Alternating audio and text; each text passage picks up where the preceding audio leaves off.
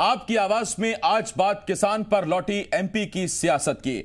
यूं तो किसान हमेशा से सियासत का फेवरेट टॉपिक रहा है, मगर किसान के लिए प्यार और चिंता चुनावों में और ज्यादा बढ़ जाती है तब जबकि एमपी में 28 सीटों पर उपचुनाव होने हैं और यही उपचुनाव तय करेंगे कि मध्य प्रदेश की सत्ता पर कौन काबिज रहने वाला है। क्या कांग्रेस वापसी करेगी या बीजेपी बरकरार रहेगी? बीजेपी हो चाहे कांग्रेस, सियासत के फोकस में अगर आजकल कुछ है तो सिर्फ और सिर्फ किसान है। विधानसभा में कर्ज माफी के दावे को सही बता चुकी सरकार अब अपने ही जवाब से यू टर्न ले चुकी है, तो सरकार के जवाब के हथियार से अब कांग्रेस सरकार को ही छलनी करने की कोशिश कर रही है। उधर हरदा में किसानों ने जहर पिया तो सियासत में आग लग गई, लेकिन इस मामले में भी नया एंगल सामने आया है।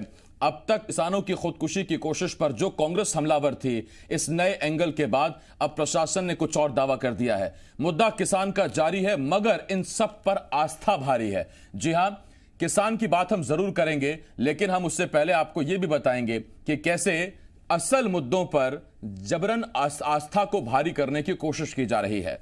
पूर्व प्रदेश अध्यक्ष खंडवा से सांसद बीजेपी के नंद कुमार सिंह चौहान का कहना है कि बीजेपी को तो वोट देने के लिए इतना ही काफी है कि अयोध्या में भव्य राम मंदिर बन रहा है। ऐसे कई सवाल हैं जिनके जवाब जानने की कोशिश करेंगे। एक खास पैनल भी हमारे साथ जुड़ेगा, मगर आइए सबसे पहले हमेशा की तरह देखते हैं एक रिपोर्ट।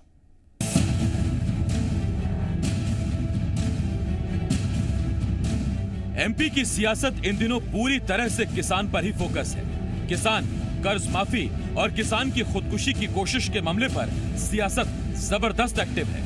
सबसे पहले बात किसान कर्ज माफी की। विधानसभा में पूछे गए सवाल के लिखित जवाब में कृषि मंत्री कमल पटेल ने माना कि पिछली सरकार ने 26 लाख किसानों का 11,500 करोड़ रुपए का कर्ज माफ किया। कृषि मंत्री भले ही ये मान रहे हो, मगर सरकार अपने ही मंत्री के जवाब को नहीं मान रही। एक दिन पहले ही सीएम शिवराज ने कर्ज माफी पर कांग्रेस को घेरा, तो अब पूर्व सीएम कमलनाथ सरकार के जवाब के हथियार से ही सरकार पर हमलावर हैं। कर्ज माफी की घोषणा, अब कर्ज माफी खजाने से करे तो कोई दिक्कत नहीं, लेकिन कर्ज माफी के नाम पर सहकारिता की गर्दन काट दे, ये सहकारिता के साथ न्याय नहीं था। वैसे तो कर्ज माफी धोखा और छलावा साबित हुई। पिछले 7 महीने, पिछले 15 महीनों से कहते गए कि कर्जा माफ नहीं हो रहा, कर्जा माफ नहीं हो रहा। मैं लगातार कहता गया कि कर्जा माफ जारी है। उनके ही मंत्री, उनके ही गवर्नमेंट ने अपने सिग्नेचर के साथ, अपने हस्ताक्षर के साथ पेश करी कि लगभग 27 लाख किसानों का कर्जा माफ हुआ है। यानी कर्ज माफी पर तो सियासत हो ही रही है। हरदा में 3 किसानों के जहर पीने के मामले में भी सियासत ने जोर पकड़ लिया। खबर आई कि कृषि मंत्री कमल पटेल के जिले में 3 किसानों ने चने का भुगतान न होने पर जहर पीकर जान देने की कोशिश की। अच्छी बात यह है कि तीनों किसानों की जान बचा ली गई, मगर इस मुद्दे पर सरकार को घेरने के लिए कांग्रेस ने पूरी जान लगा दी। पूर्व कृषि मंत्री सचिन यादव ने सीधा सीएम को निशाने पर लिया है। मैं मध्य प्रदेश के मुखिया से ये अनुरोध करना चाहता हूँ कि ये जो स्थिति है, इस स्थिति को संभालें और हमारे किसानों को संकट की घड़ी में इतना उनको मजबूर ना करें कि उनको आत्महत्या करने जैसे बड़े कदम उठाएं। हालांकि हरदा में किसानों की खुदकुशी मामले में भी नया एंगल सामने आ गया। प्रशासन का दावा है कि जिन 3 किसानों ने खुदकुशी की, उनमें से 2 ने तो समिति को चना बेचा ही नहीं, जबकि 1 किसान के बिल फर्जी हैं। जांच में 145 बिलों की राशि के कृषक अपात्र पाए गए। समिति के द्वारा 38 किसानों को 54 लाख का फर्जी भुगतान कर दिया गया था। उन 38 किसानों से राशि वसूल करके 31 किसानों को भुगतान किया जाएगा। चने पर घमासान और फोकस में किसान। इसके अलावा सियासत में एक बार फिर राम नाम गूंज रहा है। एक दिन पहले बुरहानपुर में बीजेपी के पूर्व प्रदेश अध्यक्ष और खंडवा सांसद नंद कुमार सिंह चौहान ने ऐसा बयान दिया कि सियासत ने तूल पकड़ लिया।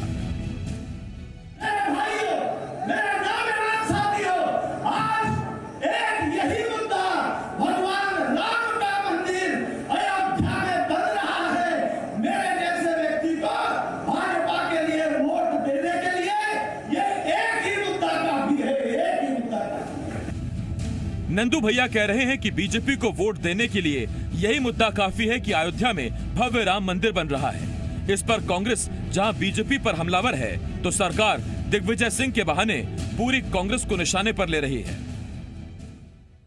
अब केवल राम जी का सहारा लेके लोगों को गुमराह करके और अपना मतलब पूरा करना चाहते हैं, जिसे आम आदमी अब बहुत अच्छे ढंग से समझ गया है। राम जी कोई भारतीय जनता पार्टी के बंधक नहीं है या ये ठेकेदार नहीं है, राम जी सबके हैं।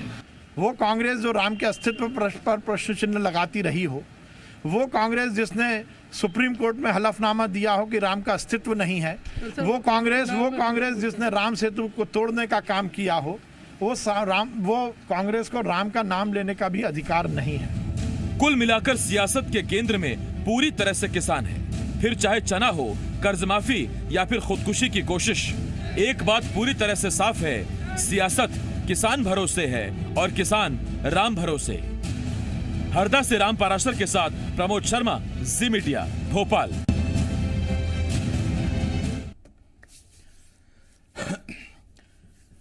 सियासत किसान भरोसे है और किसान राम भरोसे, क्योंकि सियासत ने शायद किसान को राम भरोसे ही छोड़ दिया है। आज चूंकि मुद्दा किसान का है, किसान की खुदकुशी की कोशिश, किसान के कर्ज माफी और भगवान श्री राम, मुद्दा बहुत बड़ा है, इसीलिए डिबेट भी आज बढ़ी और 1 घंटा आज हम इस पर चर्चा करने वाले हैं। हमारे साथ 3 खास मेहमान जुड़ रहे हैं। हमारे साथ कांग्रेस के विधायक कुणाल चौधरी, इसके साथ साथ बीजेपी के विधायक आशीष शर्मा जी और इसके साथ साथ हरीश दिवेकर जी, एसोसिएट एडिटर, जी मध्य प्रदेश छत्तीसगढ़, हमारे साथ जुड़ रहे हैं। कुणाल जी, आशीष जी, हरीश जी, बहुत बहुत स्वागत है आपका। सबसे पहला सवाल आशीष जी आपसे। आशीष जी, कभी हां करते हैं कभी ना करते हैं। आप ही के मंत्री कहते हैं कि 26.5 लाख किसानों का 11,500 करोड़ का कर्जा माफ किया। अगले दिन पूरी सरकार अपने ही मंत्री के जवाब को मानने से इनकार कर देती है। देखिए, हमने पूरे कर्ज माफी के डिटेल्स निकलाई हैं। किन जिलों में कर्ज माफी इन लोगों ने की। कर्ज माफी के नाम पर सहकारी बैंकों को पूरा दिवालिया कर दिया गया। आज किसान को खाद बीज तक नहीं मिल रहा है। 2-2 लाख के कर्जे चुनिंदा 3-4 विधानसभाओं में माफ किए गए, जिसमें मुरैना है, आगर मालवा है, छिंदवाड़ा है। कुल मिलाकर जितनी 50,000 करोड़ की कर्ज माफी मध्य प्रदेश में होनी थी, वो कर्ज माफी 10 दिन में ये लोग करने वाले थे। 10 दिन में कर्ज माफी इन्होंने की क्या? हमारा सवाल आज भी कायम है कि इन्होंने कर्ज माफी अल्पकालीन ऋणों में कुछ एक इक्का दुक्का जगह की है, जबकि किसान की कर्ज माफी जो 2007 के पहले के डिफाल्टर थे या जिनका कालातीत ऋण हो चुका था या जिनका अन्य कारणों से जिन्होंने कर्जा लिया था, उसकी कर्ज माफी नहीं की। राष्ट्रीयकृत बैंकों की इन्होंने कर्ज माफी नहीं की और कई बैंकों में करंट वाले जिन किसानों ने पैसा जमा कर दिया था, कर्ज माफी नहीं होने के कारण उनको 8-9% का ब्याज आज राष्ट्रीयकृत बैंकों में जमा करना पड़ रहा है। उसका जवाब कौन देगा? कुल मिलाकर पूरी कर्ज माफी केवल कागजों में कर ली, सरकार ने 1 रुपया दिया नहीं, पैसा सहकारी बैंकों का लग गया और कहीं न कहीं कर्ज माफी के नाम पर किसानों को चला गया। मैं आज भी इस बात पर कायम हूं। नहीं, आपने आज एक ऐसा बयान दे दिया अपने जवाब में जो कांग्रेस के लिए बड़ा मददगार साबित होगा। आशीष जी, मैं आपको बताता हूं, जब से कर्ज माफी पर कृषि मंत्री कमल पटेल ने विधानसभा में जवाब पेश किया, उसके बाद से बीजेपी बार बार एक बात कह रही थी कि एक किसान का नाम बता दें जिसका 2 लाख तक का कर्जा माफ हुआ। आज आपने बाकायदा जिलेवार बता दिया कि कुछ किसानों का छिंदवाड़ा में, कुछ किसानों का आगर मालवा में और कुछ किसानों का मुरैना में 2 लाख तक का कर्जा माफ हुआ।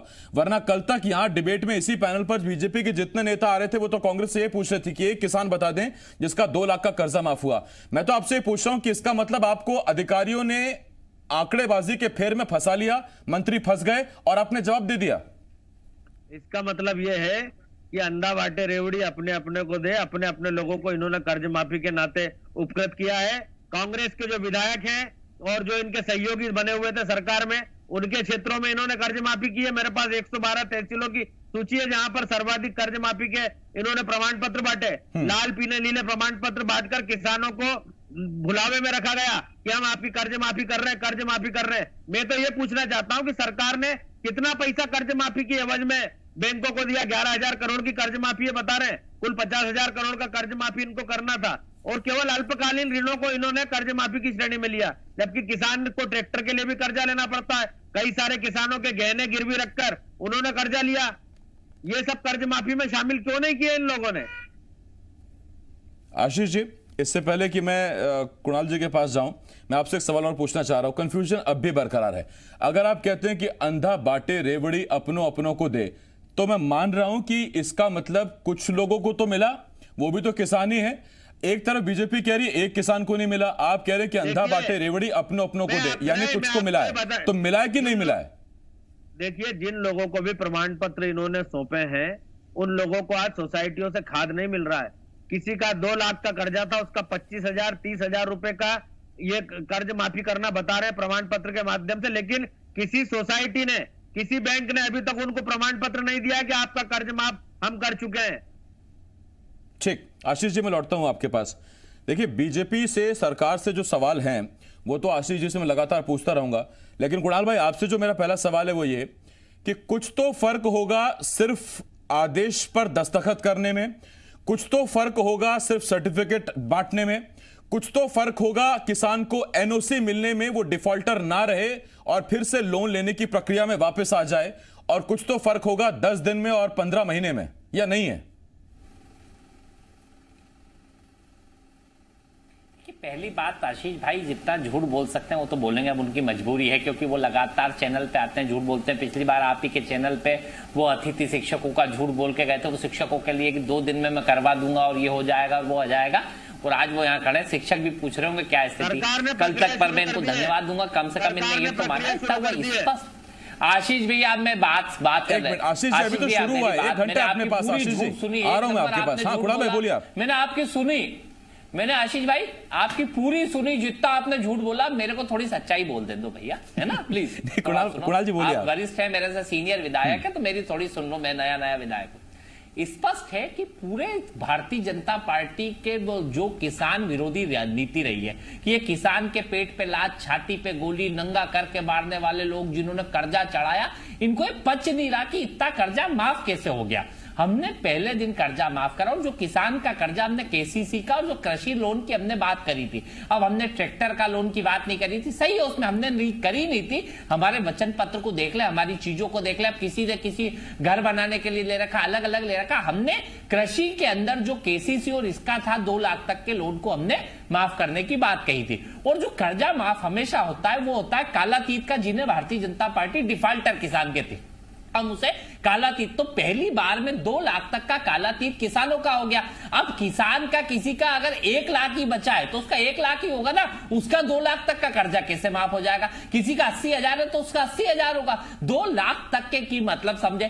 फिर हमने पहली बार कमलनाथ जी ने इस मध्य प्रदेश के लिए रेगुलर किसानों का भी कर्जा माफ करा, जो हर बार रेगुलर भरते थे उसमें 50,000 तक का माफ कर चुके थे, और जो 112 तहसीलों की ये बात कर रहे हैं उसमें 1 लाख तक का भी कर्जा माफ हो चुका, और जो आगे प्रोसेस चल रही थी, क्योंकि लगभग बड़ा अमाउंट था। और ये बात विधानसभा के पटल पे, और जवाब आशीष जी को भी मालूम है कि मंत्री खुद देता है किसानों के। मैं कल एक चैनल पे बैठा था, कल मुझे किसान ने भेजा कि बोले भैया आप तो इनको दिखा देना कि ये मेरा प्रमाण पत्र है इतने का, और इसके मेरे अकाउंट में पैसे आए जिसमें 63,124, और मैं चाहो तो इसका नंबर भी दे सकता हूं, और आप चाहो तो इससे फोन लगा के चैनल पे भी टेली कर सकते हो। पूरी लिस्ट कमलनाथ जी ने पेनड्राइव में दी, पहले हम पचौरी जी के माध्यम से शिवराज जी को देखा। अब इसमें झूठ क्यों बोल रहा है? सवाल बीजेपी से ये है कि अब आपने जो हमारी कर्ज माफी जितनी हुई, कुणाल भाई ये जरा साफ करिए, इसका मतलब आपने एक किसान का उदाहरण देकर ये बताने की कोशिश की कुणाल भाई कि 11,500 करोड़ जो उस कागज में लिखा हुआ है जिसमें मंत्री के दस्तखत है और जवाब सरकार की तरफ से दिया गया, ये 11,500 करोड़ 26.5 लाख किसानों के खातों में पहुंचा है पैसा। अब वो बैंकों को देंगे, कर्जा पटाएंगे, यही कहना चाह रहे हैं आप? जा चुका है। आधे किसानों ने वापस भी निकाल लिया। क्या है, ये पहले प्रोसेस में हुई थी, उसके बाद किसान रिसाइकल भी कर चुका है। किसान का कर्जा माफ हुआ, उसने दोबारा कर्जा ले लिया, उससे पुनः पैसा लेने का काम कर दिया, सारी प्रोसेस हो चुकी। अब आशीष भाई भी घूमते, उनको भी मालूम है, पर उनकी मजबूरी है, क्योंकि वो झूठ नहीं बोलेंगे, असत्य नहीं बोलेंगे, भारतीय जनता पार्टी की तो इनकी दुकान चलेगी नहीं और पूरी बंद हो जाएगी। स्पष्ट है। मैं आपको, और मैं अब 2-4 दिन बाद भले प्रेस कॉन्फ्रेंस करूंगा किसानों के साथ कि भैया आप चाहो जितने किसान लेके आ जाओ। मैं चैलेंज पहले भी दे चुका हूं, चाहे सिंधिया जी आ जाए, चाहे शिवराज जी आ जाए, और मैं जी न्यूज को भी आग्रह करूंगा कि आप भी मेरे क्षेत्र में चले, मैं किसानों के घर लेके चलता हूं। कितने किसानों का आपको 10 का चलना, 50 सर वीडियो कॉन्फ्रेंसिंग बहुत बड़ी चीज है। हम आप बैठे हैं ना वीडियो कॉन्फ्रेंसिंग पर, हम आप लाइव बैठे हैं, आप वैसे भी 10 तारीख को सारे किसान इकट्ठा कर रहे हैं कि नहीं कर रहे हैं? ये भी मैं करूंगा बिल्कुल, आप निश्चित रहे, सारे किसान भी आएंगे, उनकी पासबुक भी लेके आएंगे जिसमें पैसा आया है। अब ये बीजेपी इधर उधर झूठ बरकाने की जगह कम से कम किसानों के लिए, भले के लिए, और ये हम बात करते हैं कि भैया कर्जा माफ करोगे कि नहीं, बोले किसान कांग्रेस का बाप है। अरे भैया किसान हमारा परिवार का भी, इनने का अपने अपने को दे। हाँ तो किसान हमारे अपने, आपके चंद चुनिंदा उद्योगपति है बीजेपी के, किसान हमारे अपने, किसानों को हम देते हैं। हमने गरीब की पेंशन बढ़ाई, आपने 2 महीने से ज्यादा हो गए पेंशन। आशीष जी भी समझ रहे हैं, आज आप बेटियों जानते तो हैं आपको, आपने कहा कि मैं नया नया विधायक हूं, लेकिन वक्ता पुराने हैं जी, गरीबों के लिए लौट रहा हूं। कुणाल भाई लौट रहा हूं मैं आपके पास। आपने कहा मैं नया नया विधायक हूं, लेकिन वक्ता पुराने हैं, टक्कर जबरदस्त चलेगी। मैं लौट रहा हूं आपके पास। मैं समझता हूं, अरे कुणाल जी आ रहा हूं, भी समझता हूं कि भारतीय जनता पार्टी में झूठ के बिना कुछ नहीं चलता। कुणाल जी आ रहा हूं आपके पास। भारतीय जनता पार्टी में राम नाम का भी चलता है, उस पर भी मैं आऊंगा। अभी तो राम नाम पर भी चर्चा होनी, इसीलिए 1 घंटा टाइम रखा है कुणाल भाई। हरीश जी आपके पास आ रहा हूं। हरीश जी, समस्या ये है कि क्या कर्ज माफी पर जवाब देने से पहले कृषि मंत्री ने मुख्यमंत्री से या आला कमान से चर्चा नहीं की, विचार विमर्श नहीं किया, या सिर्फ सवाल के जवाब में सीधा अधिकारियों ने जो पर्चा पकड़ा है उस पर दस्तखत करके आगे बढ़ा दिया गया, बिना ये जाने बूझे कि इसका भविष्य में क्या असर होगा, तब जबकि 28 उपचुनाव सिर पर हैं?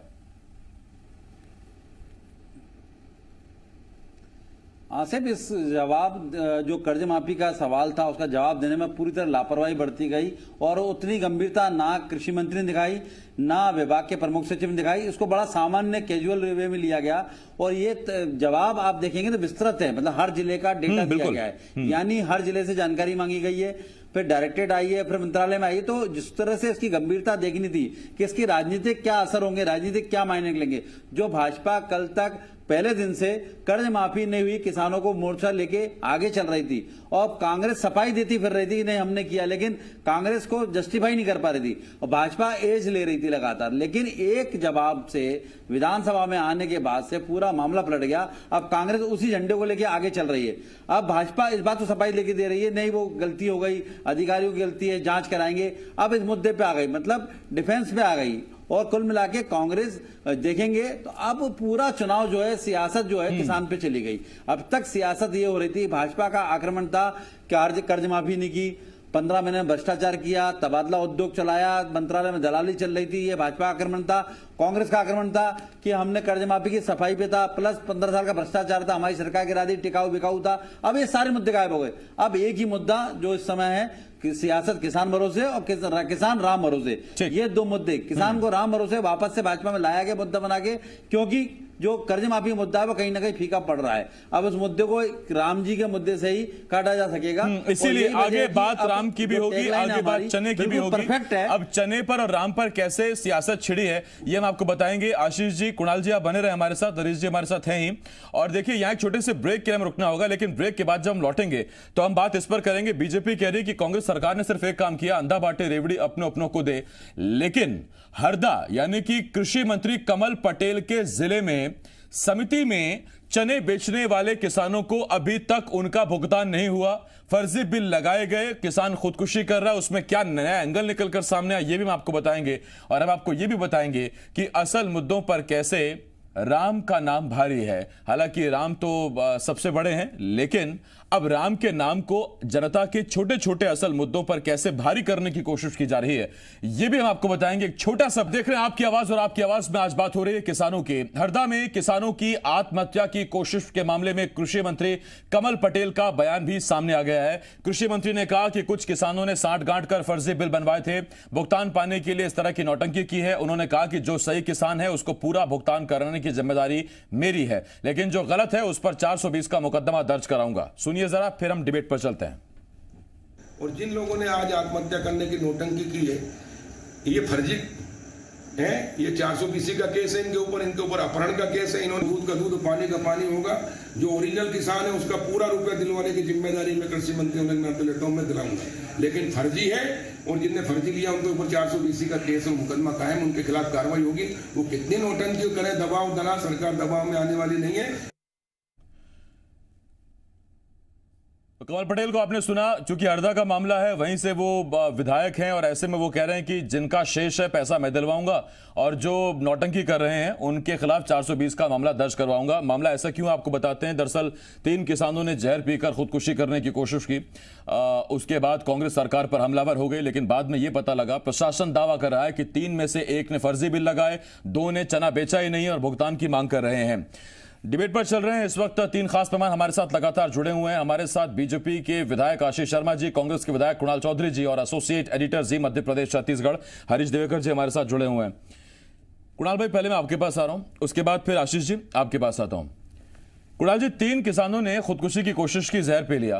प्रशासन का दावा यह है कि 2 ऐसे किसान हैं जिन्होंने चना बेचा ही नहीं और 1 किसान ऐसा है जिसने फर्जी बिल लगाया। तो जरा सर मामले की थोड़ी एक बार पूछ परख कर लीजिए, उसके बाद अगर सरकार पर हमला बोलें, मामला उठाएं, किसानों को बेचारा बताएं तो शायद बेहतर नहीं रहेगा। देखिए, पहली बात मैं स्पष्ट करूं कि जिस भाषा के साथ कृषि मंत्री बात कर रहे हैं किसानों के प्रति, वो एक गुंडे की भाषा के रूप में बात कर रहे हैं। और उसके साथ जिस प्रकार का कृत्य कृषि मंत्री कर रहे हैं कि पिछले दिनों इन्हीं के क्षेत्र में एक किसान ने आत्महत्या करी, उसको वहां पे उसको मानसिक पागल बता दिया, जो पूरे परिवार का मुखिया था। मैं और जीतू भाई खुद वहां पे गए थे और जिन गुंडों को भेज के कोशिश उसके परिवार को डराने की करी। आज किसान इस सोसाइटी की हकीकत आप समझेंगे, ये सोसाइटी चौकड़ी सोसाइटी, इसने 33,356 कुंटल चना खरीदा, उसमें से 28,156 कुंटल का भुगतान नहीं हुआ और लगभग 200 से 300 किसान है 544 में से जिनका भुगतान नहीं हुआ। 119 से ज्यादा किसान लगातार प्रताड़ित है और उसके बाद और ये सोसाइटी जो ब्लैक लिस्टेड हो चुकी थी, इस सोसाइटी को खुलवाने का काम कमल पटेल जी ने करा। इनका लेटर उस पे है और इनका जो स्वयं का जो निवास है आज की तारीख में उसी सोसाइटी की पंचायत में आता है। ये बड़ा घोटाला, इसमें 56,000 मतलब 5600 कुंटल उसका चने का घोटाला इसमें है। और ये इन्होंने क्या लेटर दिया था, वो लेटर भी चाहो तो मेरे मोबाइल पे है, मैं आपको चाहो तो वो लेटर भी भेज सकता हूं। नहीं, वो लेटर भी जानकारी है मुझे और इतना भी पता है मुझे कि 5200 कुंटल के आसपास का चने का अब तक हिसाब ही नहीं मिल रहा। खरीदी कुछ हुई, जमा कुछ हुआ, बिल कहीं भुगतान हुआ। मैं कुणाल भाई लौट रहा हूं इस पर आपके पास। आशीष चालू किसने कराया था? आता हूं हाँ नहीं आता हूं आपके पास। आशीष जी आपसे एक सवाल। आशीष जी, ये कुणाल भाई 1 मिनट, आता हूं आपके पास आता हूं। आशीष जी, अप्रैल में चना खरीदी हुई, उसके बाद करीब 31 किसानों को अभी तक वहां भुगतान हुआ नहीं। 5200 क्विंटल चना कहां है कोई नहीं जानता, ना सरकार जानती ना प्रशासन जानता है। मेरा सवाल आपसे यह है कि अगर हरदा में किसान की यह हालत है, अगर हरदा के किसान को उसके चने का पैसा नहीं मिल रहा, जो असल किसान है जिसने चना बेचा, तो फिर क्या उम्मीद करेंगे आप बाकी प्रदेश के लिए। और अब जाकर कृषि मंत्री कमल पटेल कह रहे हैं कि जिसका पैसा शेष है उसका पैसा दिलवाऊंगा। अप्रैल से जरा गिनिए सर कितने महीने हो गए और आपकी सरकार तो बन गई थी ना, और सबसे पहले 5 मंत्रियों में कमल पटेल कृषि मंत्री बने थे। देखिए, चने की खरीदी इस सरकार ने व्यापक पैमाने पर की है। जो चना प्रति एकड़ 10 क्विंटल खरीदा जाता था, प्रति हेक्टेयर 20 क्विंटल खरीदा जाता था, उसकी लिमिट बढ़ाकर ज्यादा कराई। कृषि मंत्री पहले सचिन यादव भी थे, उनके वहां भी कम रकबे के हिसाब से कम चना खरीदा जाता था। हमने चने के सेंटर बढ़वाए ताकि किसान का चना अच्छे भाव पर सरकार खरीद सके। आपने देखा होगा कोरोना के कारण सोशल डिस्टेंसिंग का पालन भी हमको करना था। खरीदी केंद्र पर बारिश भी आ गई, बड़ी मात्रा में चना भी भीग गया। अरे सर, तो इसी कोरोना में तो आपने गेहूं खरीद के रिकॉर्ड बना दिया सर। अब आप चने के बारे में आप कोरोना की दलील दे रहे हैं। इसी कोरोना में आपने गेहूं को पंजाब में पीछे छोड़ दिया। हाँ, तो हमने किसान की उपज खरीदने का काम किया ना। इतनी बंदिशों के बाद भी हमने किसान हमारा बर्बाद नहीं हो, किसान को तकलीफ नहीं हो, इसलिए हमने चना और गेहूं खरीद करवाया। नहीं तो हम चाहते तो क्यों चने के इतने सेंटर बढ़ाते, क्यों गेहूं के सेंटर बढ़ाते। कुछ जगहों पर जरूर चने के भुगतान की दिक्कत आई है और उसका कारण कहीं ना कहीं बिल का मामला है। कहीं ना कहीं जो चना खराब हो गया था उसको वेयर हाउस वाले ने जमा नहीं किया या जमा किया तो उसका वैल्यूएशन नहीं किया। इस कारण से कुछ जिलों में इक्का दुक्का जगह दिक्कत है, लेकिन अधिकांश जगह पर हमारे जिले में भी कुछ जगह चने और गेहूं के भुगतान की दिक्कत थी, लेकिन अब इक्का दुक्का किसान बचे हैं जिनका भुगतान नहीं आया। किसी का आधार नंबर गलत चला गया था या किसी का खाता नंबर गलत डल गया था। लेकिन पर्टिकुलर जिस चौकड़ी सोसाइटी के बारे में आप कह रहे हैं, क्योंकि माननीय कृषि मंत्री जी बहुत संवेदनशील है और उन्होंने तो अपने यहाँ पर तो इसका मतलब तो ये हुआ आशीष जी कि कृषि विभाग में कृषि मंत्री से ज्यादा आपकी चल रही है। आपके इलाके में 1-2 किसान का भुगतान बाकी है, उनके तो एक चौकड़ी अकेले में वहां कम से कम 31 किसानों का भुगतान बाकी है। और देखिए, मैं आपके माध्यम से कुणाल चौधरी जी को भी कहना ही चाहता हूं, एक बात मेरी भी सुन ले। उन्होंने आपके चैनल के एक डिबेट में मुझसे कहा था कि हमने सबके 51,000 दे दिए जिसका कन्यादान हुआ, लेकिन मेरे यहाँ अभी तक 80 जोड़ों का 51,000 रुपए नहीं मिला है। झूठ कौन बोलता है? आप बोलते हैं कि हम बोलते हैं? नहीं आशीष जी, ये अचानक चने से आप कहां कन्यादान में चले गए पता नहीं मुझे, लेकिन चुनाव से पहले हर मुद्दा तो आता है, मैं समझता हूं उस चीज को। हाँ कुणाल भाई, आऊंगा मैं आपके पास, लेकिन आशीष जी उसमें मेरा आपसे एक सवाल और, मैं तो आपसे बार बार ये पूछना चाह रहा हूं कि जब अप्रैल में चना खरीद लिया आपने और आपने कहा कि देखिए रकबा हमने बढ़ाया, हमने प्रति एकड़ ज्यादा खरीदी की, उसके लिए आप साधुवाद, उसके लिए बहुत अच्छा काम किया आपने, लेकिन चना खरीद के रख लिया और जिस किसान ने चना बेचा उसको पैसा देंगे कि नहीं देंगे? अब उसमें अगर कोई त्रुटि है, कोई आधार कार्ड नंबर गलत चला गया या कुछ बिल अगर लफड़ा हो रहा है तो 5-6 महीने हो गए, आप कृषि मंत्री उसी इलाके के, अंधा बांटे रेवड़ी अपने अपनों को दे मत दे, लेकिन कृषि मंत्री अपने कम से कम जिले में अपने किसानों को तो भुगतान करें। देखिए, कृषि मंत्री जी पूरे मध्य प्रदेश के लिए संवेदनशील हैं। हम उनको फोन करते हैं तो किसानों की समस्याओं का समाधान कराते हैं। जिस सोसाइटी का आप कह रहे हैं, चौकड़ी सोसाइटी का, वहां पर 5,200 क्विंटल चने का हिसाब नहीं मिल रहा है, ऐसी जानकारी मुझे आपके माध्यम से मिली है। तो हम व्यक्तिगत तौर पर भी उस विषय में माननीय कमल पटेल जी चिंता कर ही रहे हैं, क्योंकि उनका गृह क्षेत्र है। जिस किसान को ने आज आत्महत्या का प्रयास किया, मैं आपसे कहना चाहता हूं, किसान भाई को कृषि मंत्री जी के पास चले जाते, उनके विधायक हैं वो, वहां पर और जो प्रशासनिक अधिकारी है उनसे बात कर लेते, लेकिन आत्महत्या करने का कदम ऐसा किसी भी परिस्थिति में उनको नहीं उठाना चाहिए था। और जहां तक बात है, सरकार ने एक एक किसान का भुगतान किया है, अभी तक भी कुछ किसानों का गेहूं का पैसा क्लियर नहीं हो पाया था, उसको क्लियर कराया है। कहीं ना कहीं तकनीकी त्रुटि के कारण ही किसान का भुगतान रुका हुआ, अन्यथा ऐसी कोई वजह नहीं है कि सरकार के पास पैसा नहीं है देने के लिए। आशीष जी मैं लौट रहा हूं आपके पास। हरीश जी पहले मैं आपके पास आ रहा हूं, कुणाल भाई उसके बाद मैं आपके पास आता हूं। हरीश जी मेरा तो सीधा सवाल यह है कि देखिए, हमने खरीदी बढ़ा दी, बम्पर खरीदी हुई, वो ठीक, लेकिन खरीदी के बाद आप किसी प्रोड्यूसर को उसके माल का दाम देंगे कि नहीं देंगे? अब उसमें स्थिति ये हो रही है कि अगर जो किसान, मैं कह रहा हूं फर्ज कीजिए, क्योंकि मेरे पास आंकड़े नहीं तो मैं नहीं बताऊंगा, आंकड़े होते तो मैं डंके की चोट पर बताता। अगर किसी किसान ने फर्जी बिल लगाया है जिस पर कमल पटेल कह रहे हैं कि मैं एफआईआर कराऊंगा, 420 का मामला दर्ज कराऊंगा, तो आप उस पर कार्रवाई करिए ना। बाकी किसान उसमें आप क्यों पीस रहे हैं? चने के साथ आप घुन पीस दे रहे हैं साथ साथ में, क्यों? बाकी किसान अभी तक 6 महीने तक वो वेट कर रहा है अपने चने की फसल का। इस दौरान कोरोना भी आ गया, इस दौरान फसल भी बर्बाद हो गई, इस दौरान बीमा की कितनी राशि आई हम सबके सामने है। आसिफ, लगता है अभी कृषि मंत्री कमल पटेल के थोड़े से गहरा ऊपर नीचे चल रहे हैं। अभी कर्ज माफी के मामले विवाद से उपजे नहीं थे तो 3 किसानों का सुसाइड करने का मामला सामने आ गया, क्योंकि वो भी उनके जिले का मामला है और ऐसा मामला है जिसमें चना खरीदी घोटाला भी मामला हुआ था 28 क्विंटल का, उसमें भुगतान होना था, भुगतान नहीं हुआ। अब कई सवाल उठेंगे इसके साथ साथ, भले ही अब कृषि मंत्री कमल पटेल कह रहे हैं ये किसान नहीं थे या इन्होंने चना नहीं बेचा था या फर्जी बेचा था, वो मामला लगे, लेकिन जिन किसानों को भुगतान नहीं हुआ वो एक मुद्दा खड़ा हुआ है। तो आखिर कृषि मंत्री अपने जिले में किसानों का भुगतान नहीं करा पा रहे तो प्रदेश की स्थिति क्या होगी? इससे कई सवाल खड़े होंगे। वो जांच का विषय है, जिन किसानों ने सुसाइड करने की कोशिश की वो उनका सही हकीकत क्या है वो जांच के बाद सामने आएगा, लेकिन इसके साथ साथ कई सवाल खड़े हो रहे हैं जो कमल पटेल खुद को किसान बताते हैं, किसान का बेटा बताते हैं। अब किसान का बेटा खुद कृषि मंत्री, उसी जिले का मामला, और वहां 119 किसानों का अगर भुगतान नहीं होता है तो बड़ा सवाल खड़ा होता है। इस पर सवाल खड़े होंगे तो जनता पूछेगी, किसान भी पूछेंगे कि पूरे प्रदेश में स्थिति क्या होगी जब जिले के अंदर सुनवाई नहीं है और ये सोसाइटी जो उनकी पंचायत की है, उनके गांव के पास के पंचायत की है, तो ऐसे में वो सोसाइटी के अंदर घोटाला होता है तो बहुत सारे सवाल खड़े होंगे। तो कुल मिला के कहा जाएगा समय थोड़ा सा ऊपर नीचे है, क्योंकि कर्ज माफी वाला विवाद सिर्फ कमल पटेल के लिए ऊपर नीचे है। कमल पटेल के साइंस से जवाब गया है। देखिए अभी हाल ही में बहुत सारे किसान ऐसे हैं जिनका दावा यह था कि उनको तो किसान बीमा में जोड़ा ही नहीं, उनका पैसा आया नहीं, और जिनका पैसा आया 3, 4, 17 रुपए, 18 रुपए, वो खबर भी हमने देखी। उसके बाद सरकार ने मान लिया, मंत्री ने मान लिया लिखित में कि हाँ कर्ज माफी हुई है, इतने पैसे कर्ज माफी में गए। ये सब जो चीजें हैं एन उपचुनाव से पहले हुई हैं, और इन्हीं सबको देखते हुए पार्टी के जो पुराने नेता हैं, क्या वो अपने कोर मुद्दे पर लौट रहे हैं कि मेरे जैसे आदमी के लिए तो बीजेपी को वोट देने के लिए यही मुद्दा काफी है कि अयोध्या में भव्य राम मंदिर बन रहा है?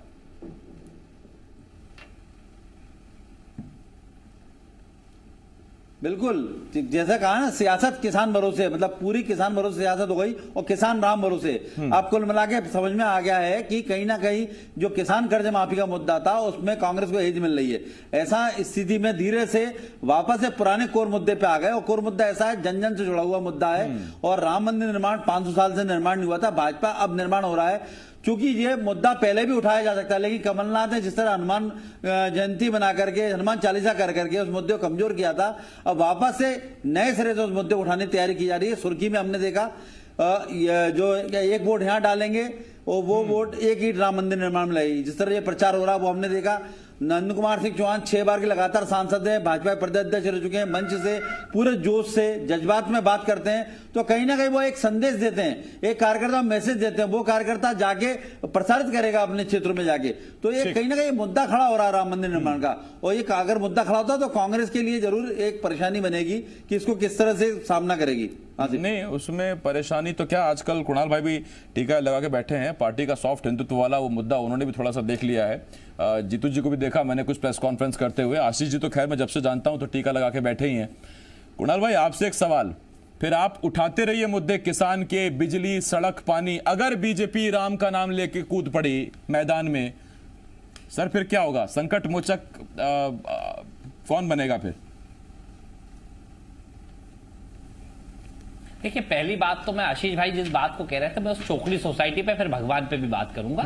ये चोकड़ी सोसाइटी हमने इसको खत्म कर दिया था, इसको ब्लैक लिस्टेड कर दिया था। ये कमल पटेल जी का लेटर है, आप चाहो तो जूम करके देख सकते हैं, 14/4/2020 का, जिसमें इन्होंने कहा कि 2019 में इसको चौकड़ी सोसाइटी को वेयर हाउस की गलती से, मतलब चना खरीदा सोसाइटी ने, बोले चने खा गया वेयर हाउस, और इसके कारण इसको ब्लैक लिस्टेड कर दिया था। कृपया कर इसे वापस ठीक करने का काम करें। और कमल पटेल जी ने सोसाइटी को बहाल करवाया, जिस इसको और धनबाद 2 सोसाइटियों को इन्होंने खुद ने करवाया। और जिस प्रकार की भाषा वो बोल रहे हैं कि उस दिन किसान मरता तो उसको मानसिक रोगी बताते हैं, आज किसान आत्महत्या करते हैं तो बोले इन्हें 400 BC की धमकी देते हैं। ये किसान के हितैषी ये मंत्री है कि किसान को डराने वाले मंत्री है। ये यहां पे हत्याकांड के लोगों को बिठा के घरों में डराने का काम ना करे। कृषि मंत्री से मेरा आग्रह है, इनकी समस्या को समझे, इनकी वेदना को। यहां पे 119 किसानों ने तो आवेदन दिया है, लगभग 200 से 300 किसानों को, क्योंकि आप समझिए 33,256 कुंटल में से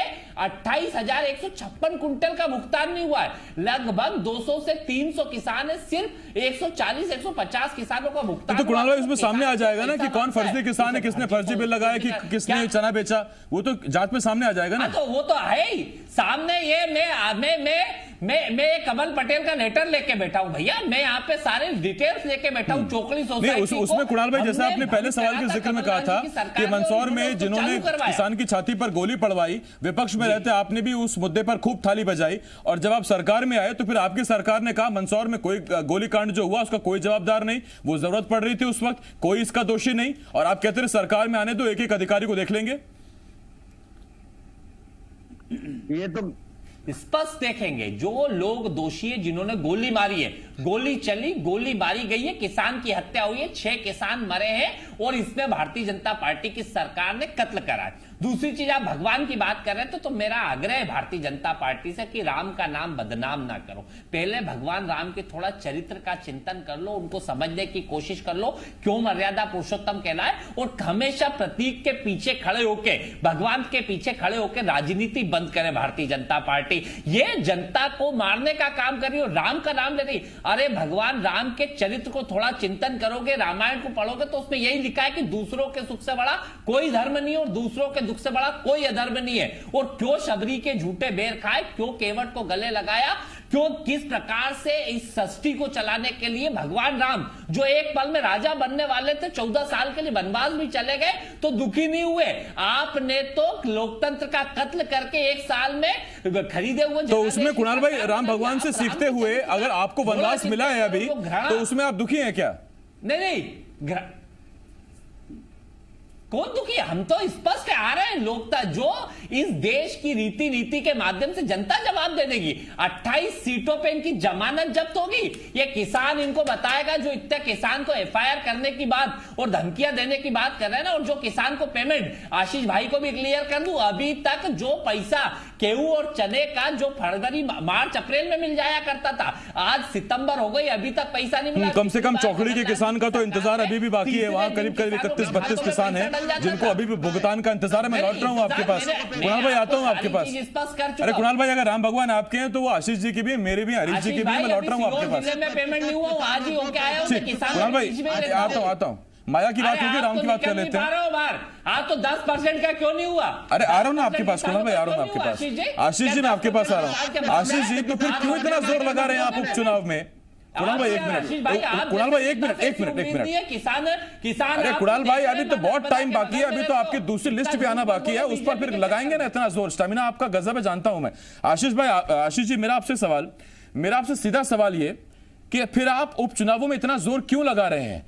जब अगर राम के नाम पर ही एक मुद्दा काफी है कि अयोध्या में राम मंदिर बन रहा है, तो फिर क्या आवश्यकता है टनों टन गेहूं खरीदने की? क्या आवश्यकता है चना जोर गरम?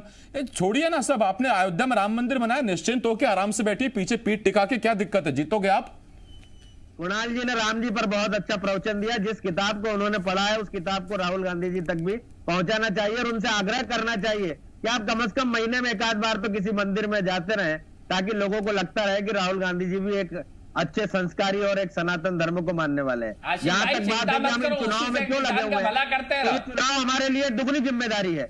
दुगनी जिम्मेदारी इसलिए है कि कोई आदमी अपने लिए, अब हमारे लिए अपना तन मन धन, अपनी प्रतिष्ठा सब छोड़ के आया है, अपना वैभव छोड़ के आया है, अपना विधायक का पद छोड़ के आया है। और यदि किसी ने इतना बड़ा त्याग मध्य प्रदेश की 8 करोड़ जनता और भारतीय जनता पार्टी के लिए किया है, तो भारतीय जनता पार्टी के कार्यकर्ता की दुगनी जिम्मेदारी है कि उसको चुनाव में जिता कर लाए।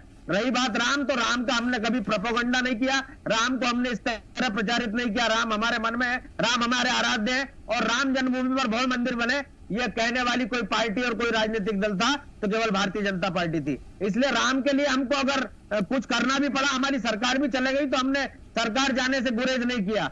आज अगर राम का मंदिर बना है तो भारत के करोड़ों जनता में, सनातन धर्मावलंबियों में, भारत के राष्ट्रवादी व्यक्तियों में इस बात की प्रसन्नता है कि आज राम को उनका जन्म स्थान नहीं। देखिए, आप कहते हैं कि राम आस्था का विषय है। मैं कह रहा हूं जब राम आस्था का विषय है तो वो सियासत का विषय क्यों है? आप सड़क, बिजली, पानी, किसान, समर्थन मूल्य, इन पर बात क्यों नहीं कर रहे? अच्छा, आप ही ने 2 दिन पहले कृषि बिल लाया, आप उस पर बात करिए ना। आप सीधा वोट मांग रहे हैं कि हमारे लिए एक मुद्दा काफी है, राम का नाम। मना कर रहे हैं हम, तो हमारे किसानों के मुद्दे लेके जनता के बीच में जाएंगे इन चुनाव में। राम को लेकर कौन जाना चाहता? अच्छा, जो भरपाई रह जाएगी वो भगवान राम पूरी कर देंगे। राम का जो भव्य मंदिर बन रहा है उसके कारण पूरा भारतवर्ष के लोग खुश हैं। ये बात अगर मन से कह दी जाए तो क्या गलत है? खुशी को व्यक्त करना गलत थोड़ी है। नहीं आशीष जी, फर्क है। आशीष जी, आपने कहा राम मंदिर बन रहा है, सब लोग खुश हैं, सब लोग खुश हैं, मैं खुश हूं, आप खुश हैं, हरीश जी खुश हैं। बात ये नहीं कि सब लोग खुश है, बात ये है कि बीजेपी को वोट देने के लिए यह मुद्दा काफी है कि अयोध्या में राम मंदिर बन रहा है। अब अगर राम मंदिर बन रहा है और बड़ा मजबूत बन रहा है,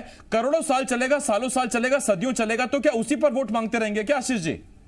नहीं, हमने राम मंदिर के नाम पर कोई ऐसा वोट नहीं मांगा। राम मंदिर हमारे घोषणा पत्र में था कि अयोध्या में भव्य राम मंदिर बने, इसके लिए भारतीय जनता पार्टी काम करेगी, और हमने काम किया उसके लिए। उससे कोई हमें गुरेज भी नहीं है। हमारे कई सारे नेताओं ने कानूनी मुकदमों का सामना आज भी कर रहे हैं। और तो अगर राम के नाम पर कोई भारतीय जनता पार्टी के प्रयासों को देखकर उसको वोट देता है तो क्या गलत है? अच्छा, मैं आपसे एक बात पूछता हूं, अगर कमल पर एक बटन नहीं दबेगा तो राम मंदिर में एक ईंट कम पड़ जाएगी क्या? बिल्कुल नहीं पड़ेगी, एक ईंट और ज्यादा लगेगी। कार्यकर्ता कह रहे हैं आपके, क्योंकि सिर्फ कमल के कारण राम मंदिर नहीं बन रहा है। सैकड़ों संगठन के, हजारों लाखों साधु संत सन्यासियों का, बलिदानियों का बलिदान है, जब जाकर राम मंदिर बन रहा है। कोई 50 साल की कोर्ट की और न्यायालय की लड़ाई से राम मंदिर का मार्ग प्रशस्त नहीं हुआ है। 540 वर्षों में एक व्यक्ति ने भी राम मंदिर के लिए संघर्ष किया, तो उसके बलिदान का श्रेय राम मंदिर के निर्माण को जाता है। कुणाल भाई, इस सोच से कैसे लड़ेंगे आप, जब मतदाता के मन में, मासूम मतदाता के मन में जब ये बात डाली जा रही है कि अगर तुम्हारा वोट गलती से पंजे को चला गया तो एक ईंट कम पड़ जाएगी, और जहां दीवार में एक ईंट कम पड़ी तो फिर मंदिर कैसे पूरा होगा? कैसे आप भिड़ोगे? वक्त तो कम है आपके पास, और कैसे जाओगे कोरोना काल में लोगों को समझाने की ऐसा नहीं है, ईंट जो है वो ईंट की जगह है, उसमें वोटिंग मशीन से ईंट नहीं निकलती है। देखिए, ये स्पष्ट है कि भगवान राम हमारे लिए आस्था और विश्वास का केंद्र है और इनके लिए राजनीति का केंद्र। ये उस पर राजनीति करना चाहते हैं, पर जनता समझदार है कि भगवान राम के नाम पे पहले भी जो चंदा इकट्ठा करा था वो तो अभी गायब कर चुके हैं। ये भगवान राम के नाम की कितनी ईंटें, कितनी चांदी, कितना सोना, कितनी चीजें इन्होंने ली थी, वो अपनी जगह है। मैं उस बात पे नहीं जाऊंगा। हमारे लिए भगवान राम आस्था और विश्वास है। राम के ऊपर राजनीति प्रतीक, भगवान राम की पीछे खड़े होने की कोशिश करें, पर आज राम भी इनके साथ नहीं, क्योंकि अनीति का साथ कभी राम ने दिया नहीं। और स्पष्ट रूप से जिस प्रकार से खरीदे हुए जनादेश की, और ये कह रहे थे वो लोगों के, वो हमारा सब छोड़ के नहीं आए, वो अपने जमीर को, इस मध्य प्रदेश के मतदाता के वोट को बेच के आए और आपने उनके वोट को खरीदा, इस मध्य प्रदेश के जनादेश को खरीदने का काम किया है। और ऐसे अनीति वाले लोगों, मैं बार-बार कहता हूं कुणाल भाई, कभी इतनी सारी प्रेस कॉन्फ्रेंस करते हैं, आप करते हैं, जीतू भाई करते हैं, कभी तो बता दो सर कि आरटीजीएस से पेमेंट हुई कि चेक से हुई कि कौन सा नंबर है, कभी हमको भी खुलासा करो सर, तब मजा आएगा, वजनदारी आएगी उसमें। मैं तो कुणाल भाई, अच्छा इस पर कोई फोन में आपके पास क्लिप हो, अगर कोई फोटो हो कि ये फलाना चेक है, ये दिया गया सिंधिया को, डिटेल से नहीं, आप चेक नंबर बताओ किसको कितने पैसे दिए गए। और कुणाल भाई मैं आपसे बात पूछता हूं, आपने कहा कि राम भगवान बीजेपी के साथ नहीं है, लेकिन राहुल गांधी तो कांग्रेस के साथ हैं। मैं तो आपसे ये पूछना चाह रहा हूं कि वो राहुल गांधी जब 2018 विधानसभा चुनाव से पहले